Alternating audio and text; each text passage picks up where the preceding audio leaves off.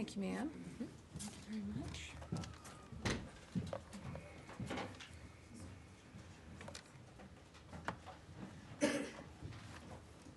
Thank you.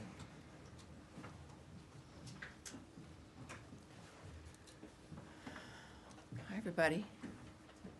It was a beautiful day yesterday. I don't know, is today nice? Have you guys been outside at all? Nice. It's nice. Oh, great. I had no idea.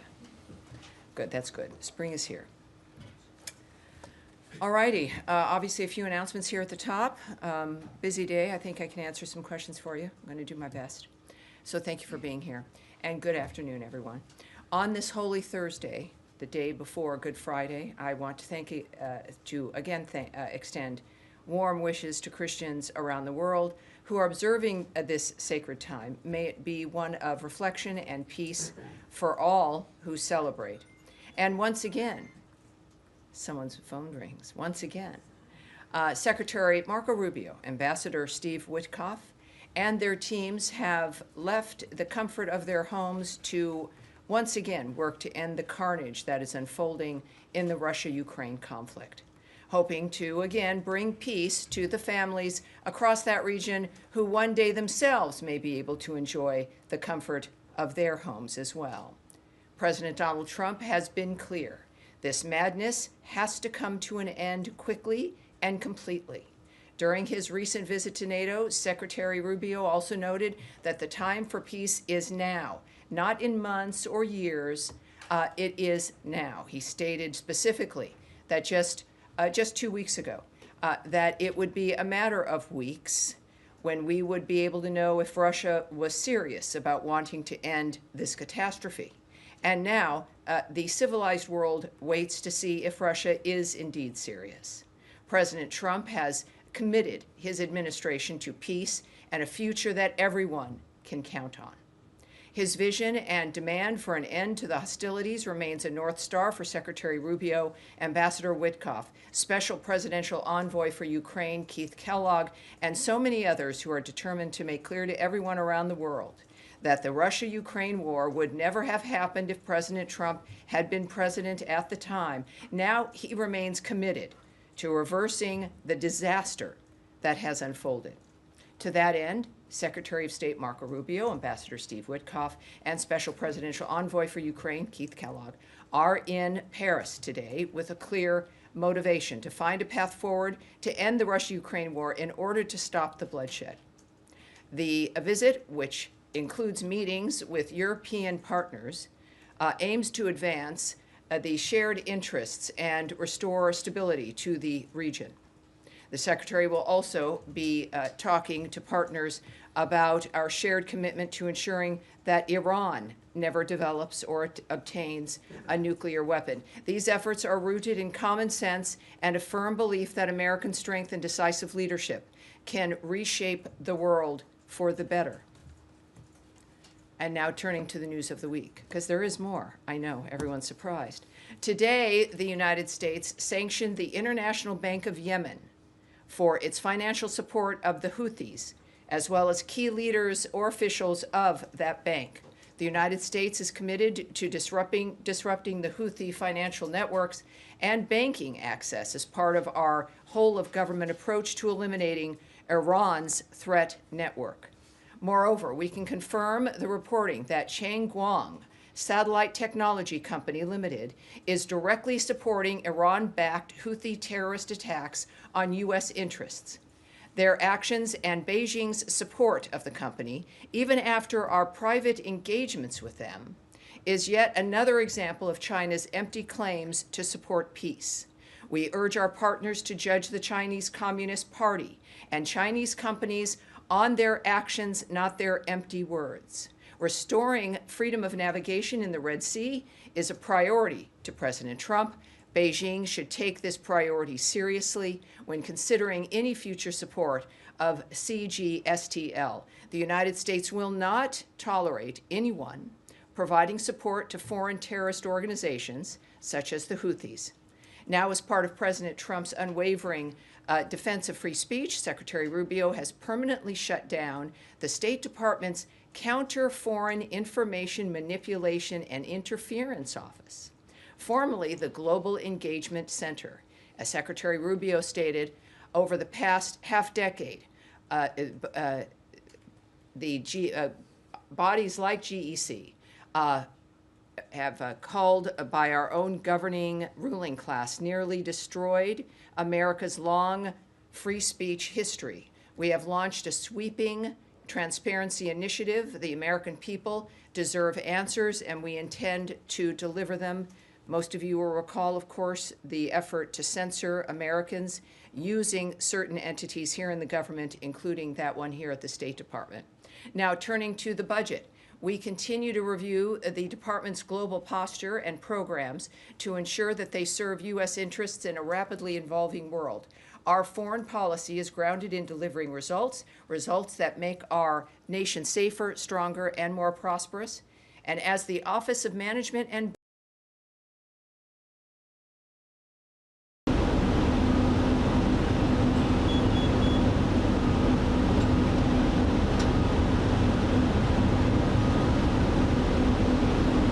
today, just not that any of you would have asked, but I look forward to detailing more as we receive it.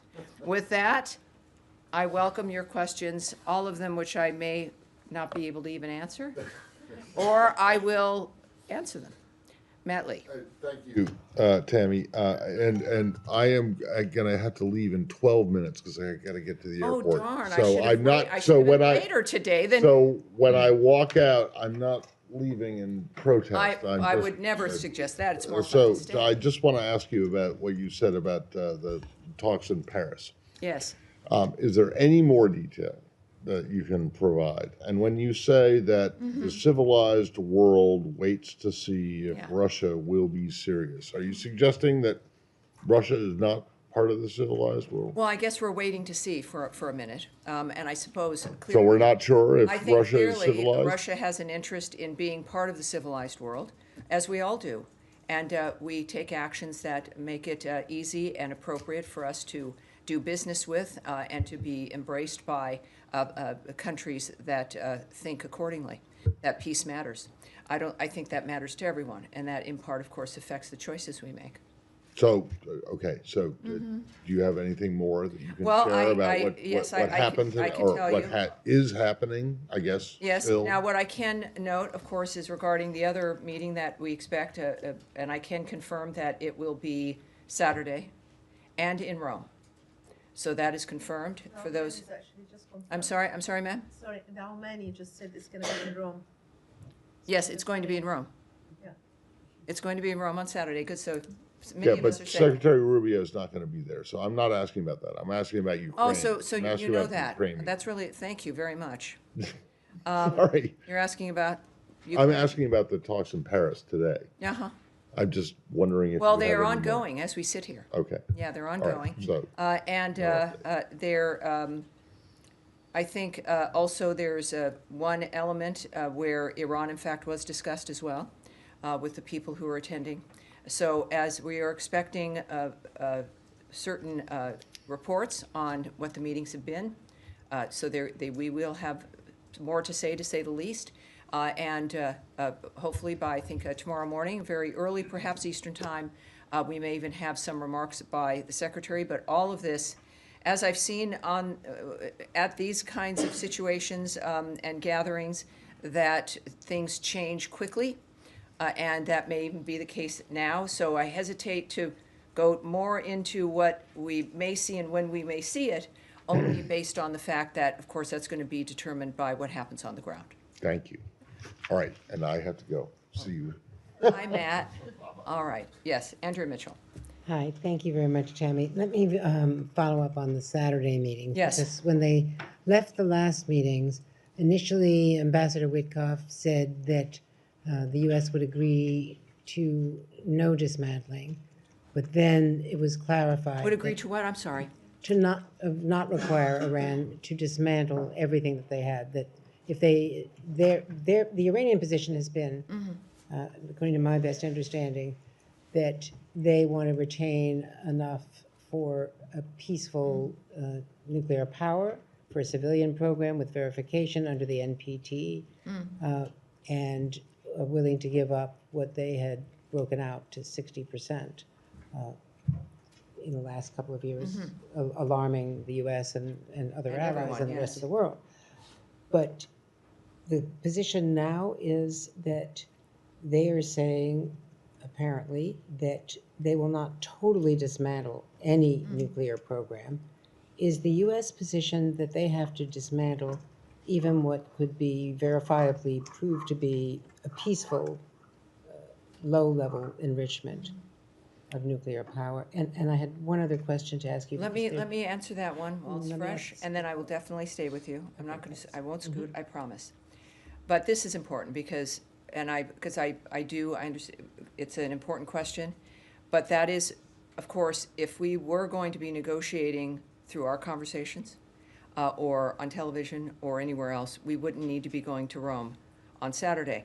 Those are issues that I suppose some would want to have be in the media or discussed publicly, but that's not the nature of what the negotiations are. That's not a reflection But the of U.S. what will- position has been that they have to totally dismantle. Is that still the U.S. position? That's been the public The- position of the president, the Right, secretary. the bright red line is that Iran will not have a nuclear weapon. That is unacceptable.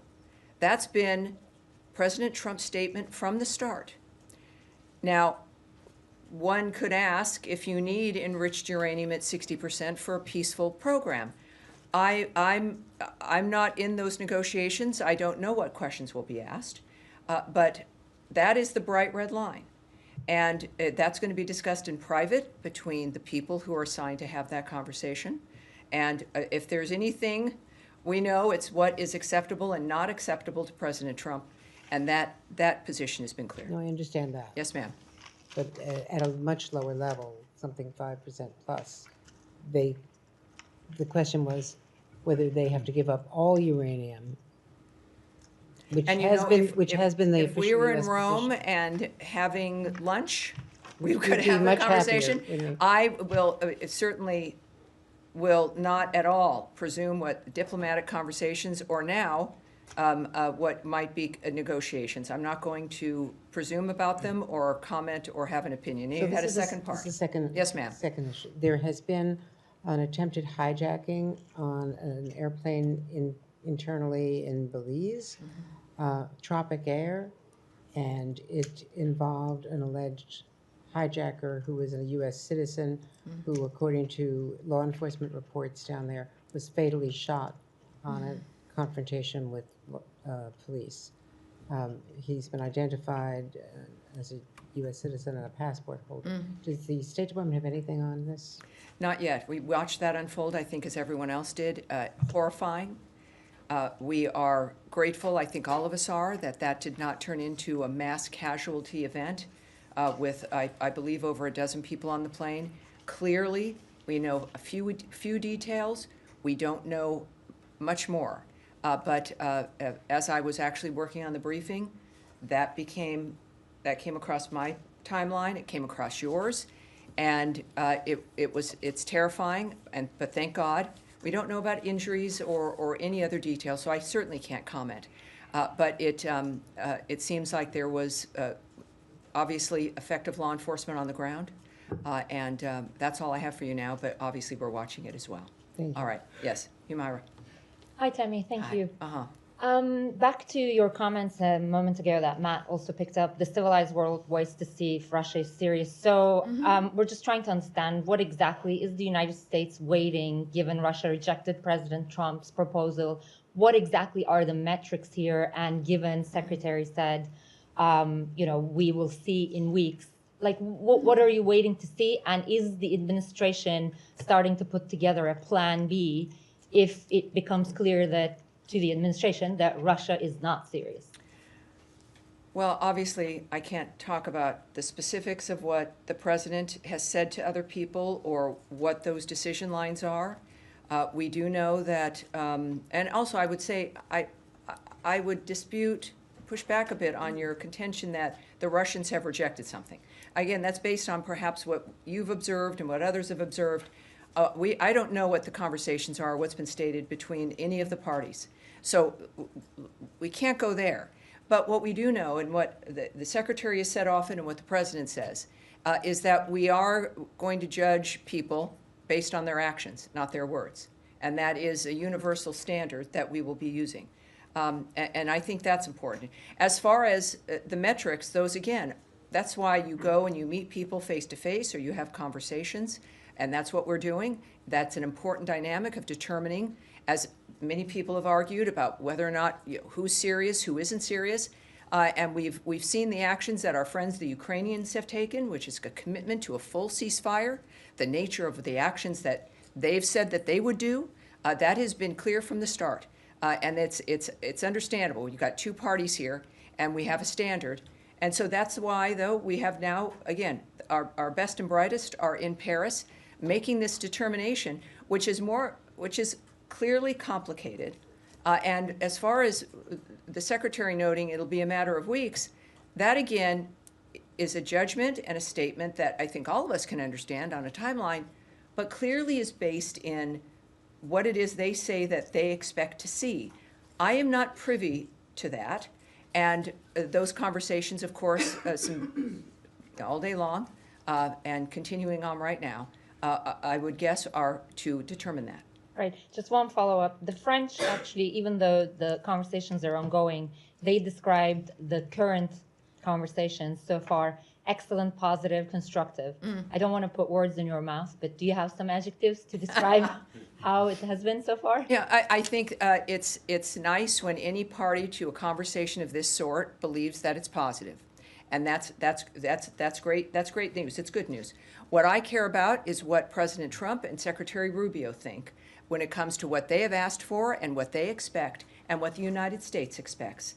That is the standard that the world looks for, and we'll know then what will come from that.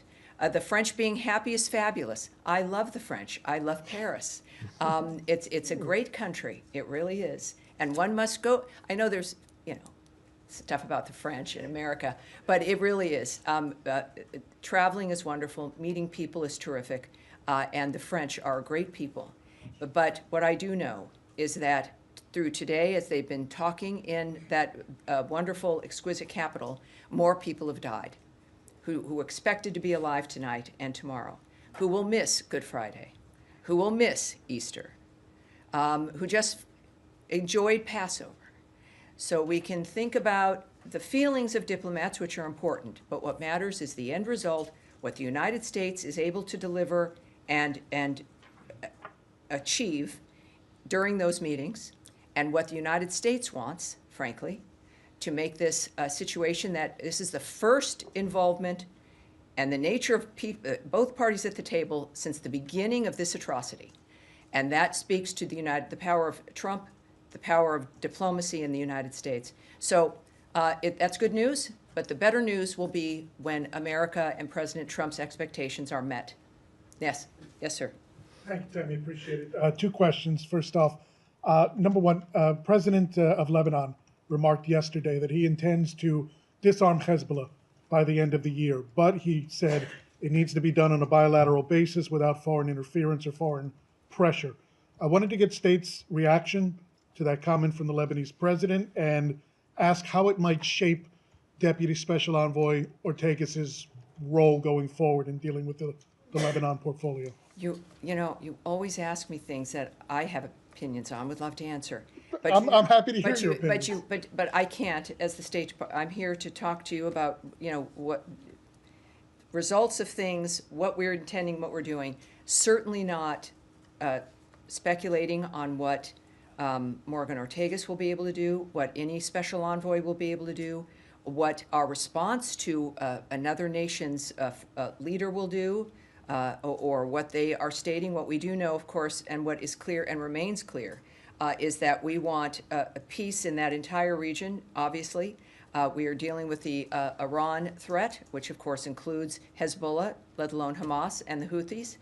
This is an encompassing dynamic. So I leave that, for very good reason, to diplomats, and we know that they're addressing and aware of all the other aspects there, but we stand with Israel. This is not difficult, as is the reason why we're there and why we stand with Israel. Second question. It's been 3 weeks now since Elise Stefanik withdrew from the nomination for UN ambassador.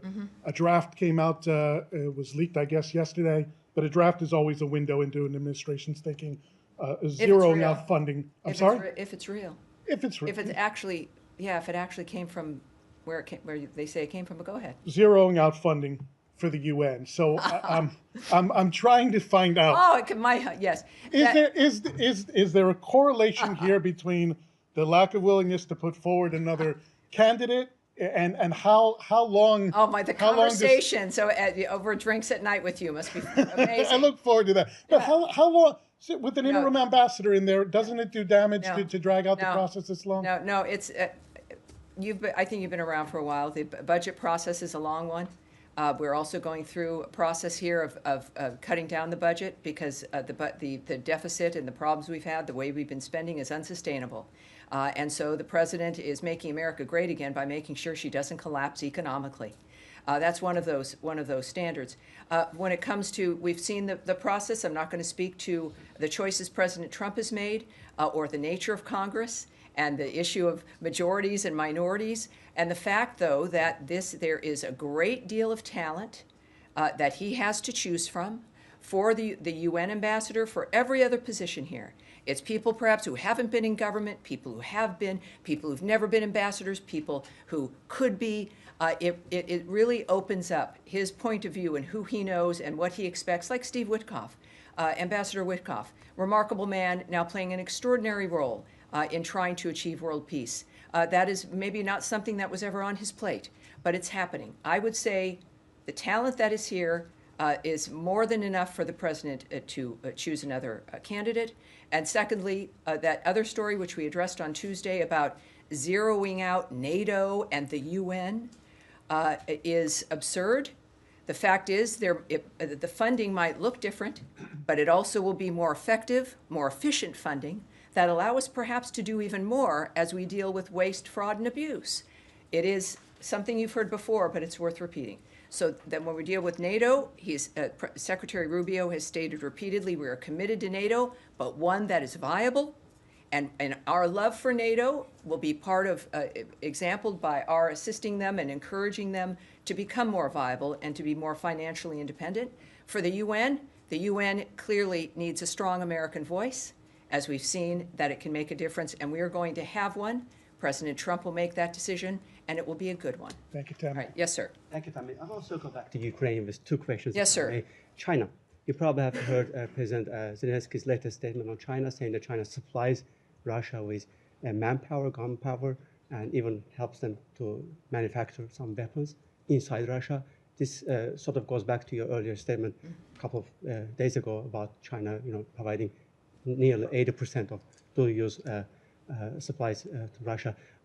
There are calls from the Congress, bipartisan calls, urging the administration to, come up with sanctions on China. Are you planning to take any action to prevent this from happening? Well, we know, of course, I don't need to mention the word tariffs to everyone, but these are things that are not about punishment of any one nation, but it's about a fair playing field. And that's relevant, certainly proving that President Trump not only isn't shy about engaging with China, he's not shy about engaging with anyone. And that's one thing the American people know. And I think also our commentary and the nature of the actions we're taking in general when it comes to China's choices have been clear. One thing speaking of China and the nature of what they're involved in, I will tell you something, it's a little bit out of the Ukraine region, is that there is a Chinese company providing satellite imagery to the Houthis. The Houthis. And we are aware of those reports. That has been, I think, reported originally perhaps by the Financial Times. But China consistently attempts, as you know, to frame itself as a global peacemaker. And however, it is clear that Beijing and China-based companies provide key economic and technical support to regimes like Russia, North Korea, and Iran and its proxies. The CCP continues to enable these regimes, whether it be through the provision of dual-use items Russia needs to sustain its war in Ukraine, North Korea's ballistic missile development, or Iran's support of terrorism across the Middle East. Just again, taking you back to my topper a bit on Cheng Guang,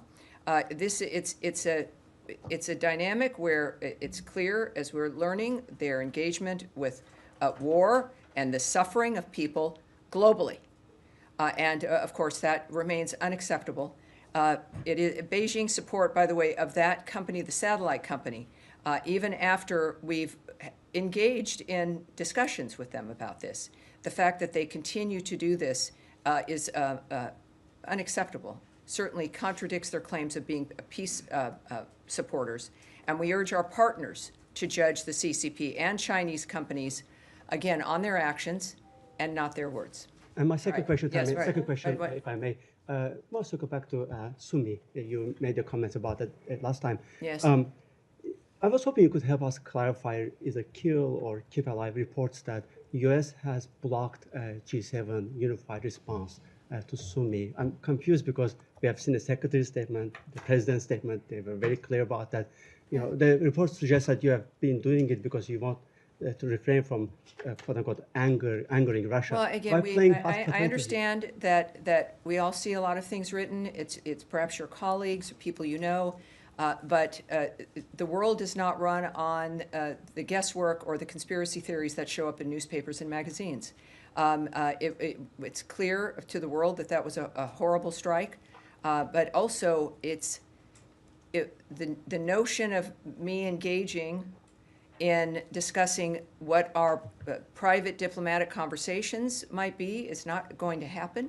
But we also know that because you don't hear about our reaction, because we're not going to engage in this public dynamic, doesn't mean that things aren't happening. So we clearly don't run foreign policy based on whatever new conspiracy theory or supposition that's coming up in a magazine about what we're doing or why we're doing it or why we're not doing it. That's not going to happen. Eventually, maybe not as quickly as some would like, people do find out what the results are. So that's as much as I'll say about that particular report. Yes, ma'am. Two quick questions. The French have said there will be additional conversations next week in London on Ukraine. Will the Secretary attend those? I've heard about that statement, and I can't say right now about what those specifics are or what the Secretary's actions will be. But stay tuned. Obviously, these are important meetings, but as the Secretary has noted, we aren't going to be having meetings about meetings. All right? Sorry, one more. Oh, yes, one more, of course. On the case of Mohsen Medwani, the Columbia student whose visa has been revoked, the New York Times has a report that Secretary Rubio put out a memo saying that his activities could, quote, potentially undermine the Middle East peace process. Can you confirm that's a legitimate memo, and how would his activities undermine? No, I won't. I won't confirm or discuss or deny about a memo like that. And when it comes to, as you know, all of these, and I know sometimes it's not exciting, but it's true, is that we do have a standard about not talking about individual visa dynamics, including with that individual. No, I won't talk about that memo. Yes, ma'am. Thanks, Tammy. A short while ago, the president said that the mineral deal with Ukraine would be signed next Thursday. Just wondering if you have any more details to offer about that, and can you say whether that was a topic of discussion in Paris today with the secretary? You know, I don't know, and even if I did, I wouldn't talk about the specifics of what that conversation would be. What I've said before, and it's still true, of course, is that there are no conversations that will happen regarding arrangements for things that are related to the ceasefire talks, right? I mean, we've had, for the first time, we've been able to talk with Russia regarding diplomatic relations and the nature of how we're able to connect with each other. And that's not at all related to the ceasefire dynamic. Well, I can't comment on where that deal stands. What I will say is that negotiations are ongoing. But again, it's not related to, obviously, the effort regarding ending those hostilities. On April 11th and 12th, U.S. and Ukraine technical teams conducted constructive negotiations on the proposed Reconstruction Investment Fund. We have agreed to continue those discussions to finalize the agreement as soon as possible. This fund will help provide economic guarantees as we look to bring this conflict to a peaceful end. So you are going to be hearing about the investment fund, and we'll see what that contains as things go on. But those are active negotiations at this point. Yes, sir. Thank you very much. Just going back to Iran for a moment. Can you tell me where you're Yeah, from, sir? Tom Watkins with The National. Excellent. Welcome aboard. Thank you very much. President Trump on Monday said Tehran was tapping us along, suggesting a sense of impatience with the pace of talks. Can you talk about that, if there's a sense of time running out? And staying on Iran, several reports this week pertaining to US discussions with Yemeni factions or Yemeni forces about a potential land offensive against the Houthis. Can you tell us anything about those discussions? Yes, I was asked, I believe, on Tuesday about the reports about what what's happening on the ground there versus the Houthis, which is not something we're involved in, of course, so I can't speak to what the plans are or what battle plans or attacks against the Houthis by other individuals or other governments or regimes. So those discussions aren't taking place? Those conversations aren't happening?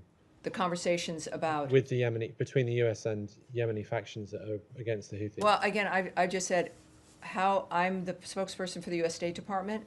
I can't speak to and wouldn't about what Yemen may or may not be saying to the Houthis or anyone else. But your first question was about President Trump's, what you perceived as irritation about the pace of negotiations. Well, throughout this process, it's clear that they expect swift answers. Again, there will be no meetings about meetings. It will not be months or years for answers. I see you, sir. It's a matter of weeks, right? This is about life and death, and that's how we view it. I would say that, though, there remains a commitment. President Trump clearly, as the United States, could take many actions against people who threaten this country, and we choose not to. I think that speaks volumes. And the commitment to speak with entities that have threatened us repeatedly, that have an interest in threatening us, or who've done things that have been appalling. And yet, the first issue, in order to stop that, without resorting to more violence, which sometimes has had to happen, is to sit down and talk and find an answer. But it's not, again, none of these individuals are prepared to have it be that the answer is the search, right? That the effort and the thing that we do is the trying. It has to be a result. And I think that's what Trump is exhibiting here, is that it's not going to be about trying or meeting after meeting. There's answers that you can say yes or no to and get it done, and that's what he as a president expects. As a businessman, he expected that, and as a president, he expected it. Yes, in the back there, sir. Thank you very much. And Nadia, right after him. Thank you. What did Victoria Taylor discuss in her meeting with senior Kurdish leaders in her visit to Kurdistan? Good question. I don't have the answer to that, but we're going to get it. May we? Thank you, ma'am. I'll get that for you. Nadia, go ahead, please. Yes, of course. One follow-up. We're also busy. We are. One follow-up on the Iran question. Assuming that these talks is going to take place on Saturday in Rome. Yes. What will the United States want to see that you can describe it as successful? So, as a measuring stick, you will say that we entered this negotiation and therefore we consider him successful. What exactly is I don't make that decision about what that's going to be when it comes to the negotiators who are at that table. The president, again, has a bright line. They will not have a nuclear weapon. How that is determined is going to be the people at the table. Okay. All right. One question one on more. Gaza quickly. You know, the situation for the children in Gaza is described as hell on earth. 7 weeks, no food is getting in. Do you think that Israel should allow humanitarian aid to get to women and children in Gaza, regardless if there is negotiation or progress with Hamas on the Yes, and it comes up all the time for a good reason, because it's a serious issue, and we all care about it. We also know that it is a zone where there's still fighting, where there's, we have just the other day, we had Hamas say that they suddenly don't know where Yadon Alexander is. It is a remarkable dynamic. It's horrible. Everything that we do, though, is to affect exactly what you mentioned, which is saving the lives of everyone, certainly men as well, and women and children. It is to stop this so that this is not an issue for people. That's why we do everything. To say that ask whether or not we're concerned during the process when ceasefires are broken or it becomes impossible, Of course it's frustrating. It's not what any of us want, let alone the people who go there and are negotiating all the time. It is the thing that drives our desire for peace as human beings. And yet, you know, we can't quit because it gets stopped or frustrated. And it is a reminder about why that horrible situation has to end, why the Ukraine-Russia situation has to end, as we, you know, are here in a comfortable environment and go home to our families.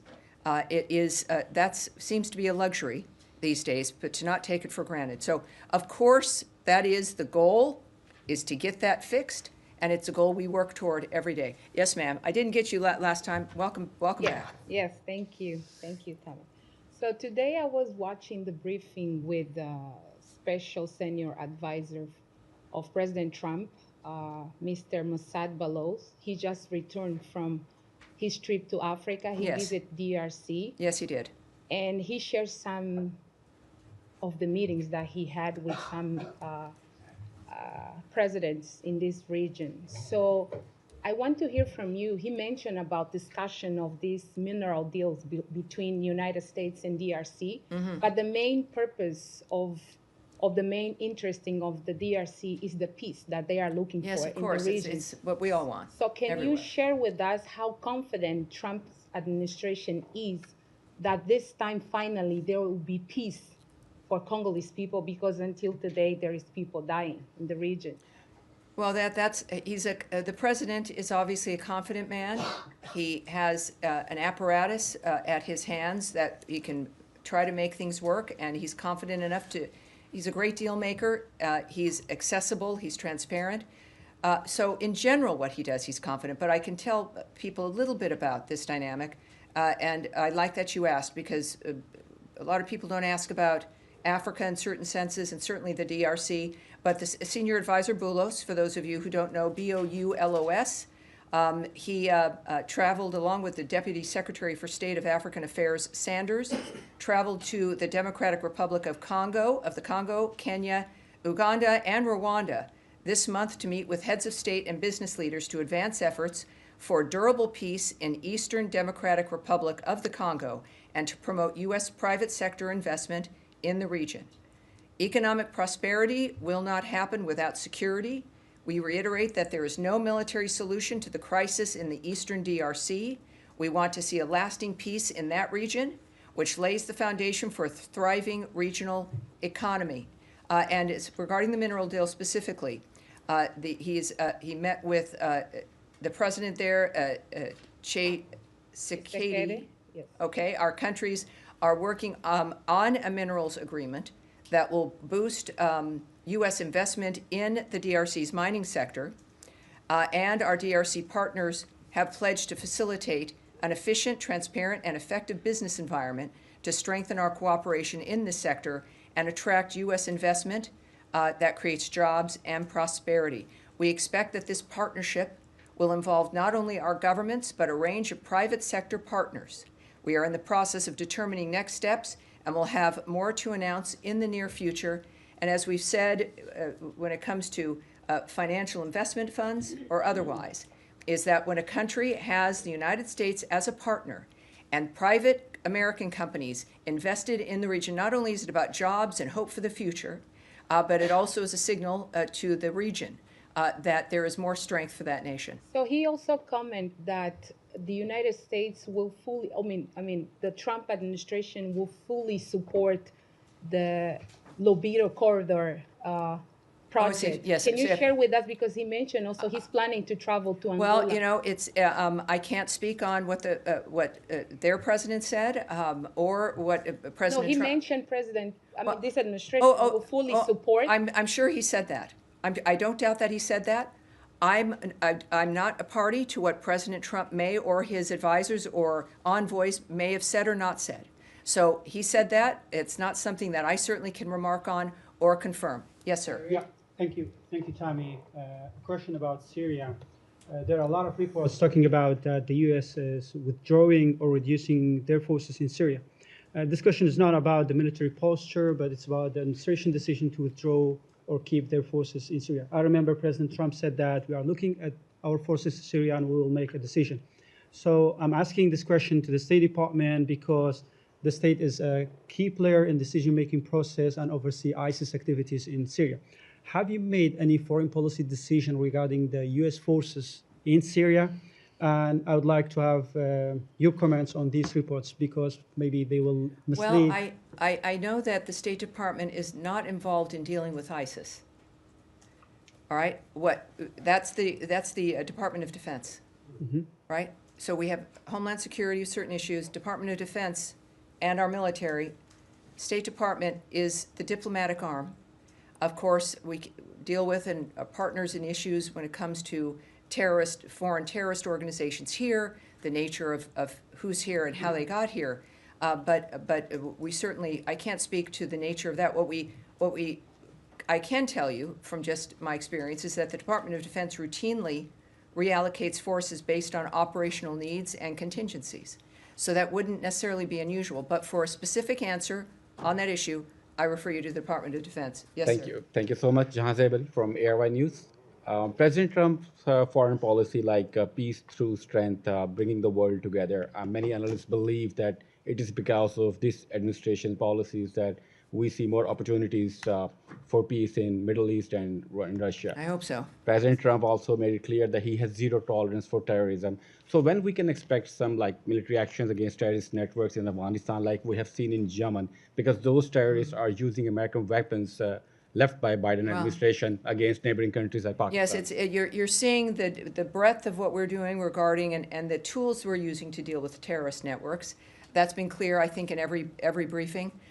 When it comes to Iran, I certainly can't speak to the nature of our choices when it comes to that country, but it's a worldwide effort. It's in both hemispheres, and in part, this is what addresses, of course, our desire to make sure that NATO is strong and reaffirming our commitment to NATO because of that area. But we also, of course, as the United States, have to deal with other areas and other major regions and the entire globe. So it is worldwide. In that particular instance, I can't give you any specifics. Yes, Eric, go ahead. Yes, Tammy, thank you for the question. I wanted to ask you, we saw a short time ago today President Zelensky speaking with reporters in Kiev and accusing China of supplying weapons to Russia and saying that he will present detailed evidence next week. Does the U.S. have a similar assessment of China's role directly in weapons, not just technology, but actual arms support for Russia? Well, the specifics of their support, which I've spoken about a great deal when it comes to Russia and this war, as well as I've mentioned a few times here in this briefing, their support of Iran and particularly the Houthis. I'm not going to get into the specifics of what sectors that is in, but I think we've been very clear about our concern regarding China. Yes, ma'am. Thank you very much, Tammy. A quick one on Iran. Secretary Rubio spoke with his Turkish counterpart, Hakan Fidan, on Monday over the phone, and they discussed threats posed by Iran, among other issues. This is according to the State Department readout. Can you elaborate? It probably was sent out by me, as a matter of fact. I don't know. Yes. Yeah, can you elaborate on the role Turkey is playing or could play? Oh, no, I can't. I can't, but it's a good question. What I can say is that all of our partners and allies, it is a remarkable thing to watch with all the bad guys that are out there doing things to people, horrible things.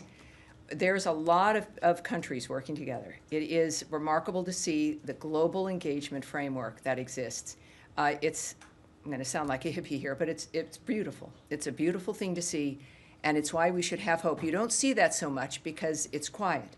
We see the horrible things that emerge, but it is a remarkable network of human beings from a vast array of countries in both hemispheres that are working to make the future a better place.